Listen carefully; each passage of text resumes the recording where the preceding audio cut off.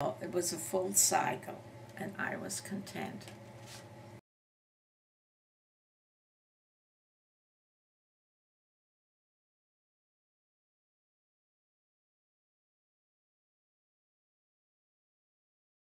But you were going through, I mean, to was go over there by yourself like that and be I separated know, like that's that. why, Mike, I get very, very upset. I want to kick people when I hear them say, oh, then you didn't suffer very much. Mm-hmm.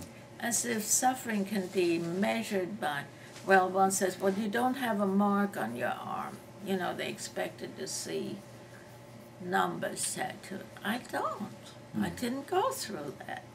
But what made him think I didn't go through emotional upheaval? I was in the hospital 3 times with anxiety attacks. But you don't, you know, I don't feel I have to justify.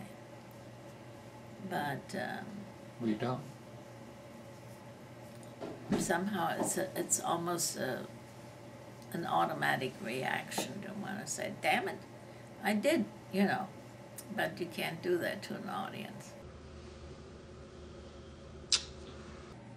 I have to remind you of a saying that Mr. Hitler always had. Do you remember this?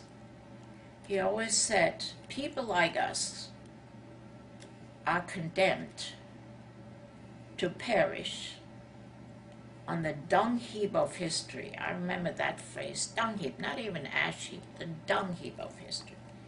Well, I want to read you what happened to someone who didn't perish on the dung heap of history.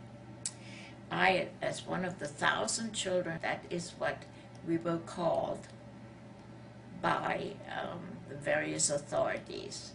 Instead of Kindertransport, we became the 1,000 children.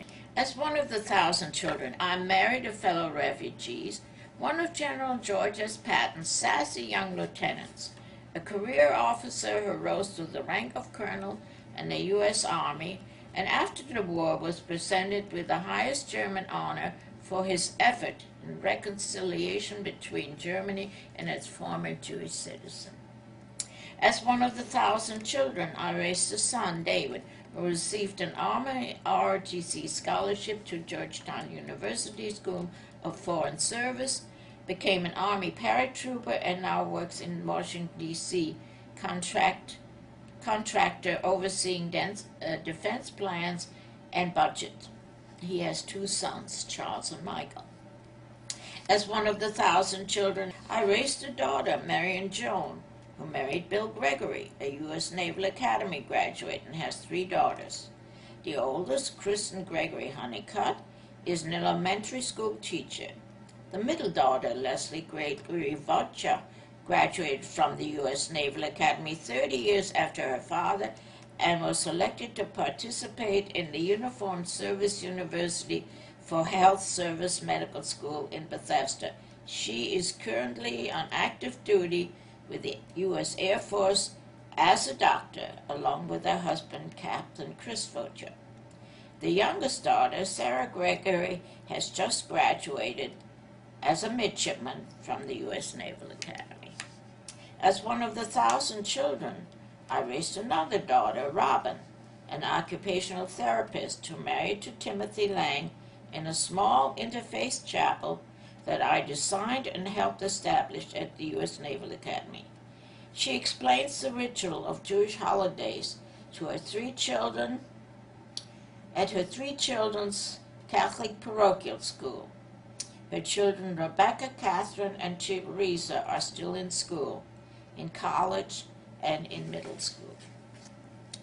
As one of the 1,000 children, I was selected as one of the 100 Women of Achievement in Maryland for the contribution to the arts in the year 1998.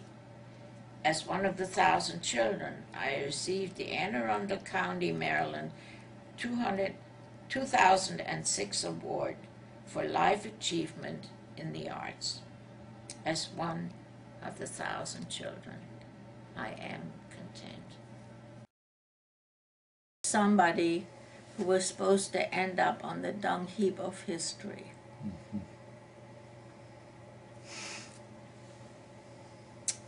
So, thank you. And Papa, I remain at this time your ever loving, ever admiring, ever grateful daughter, Thea.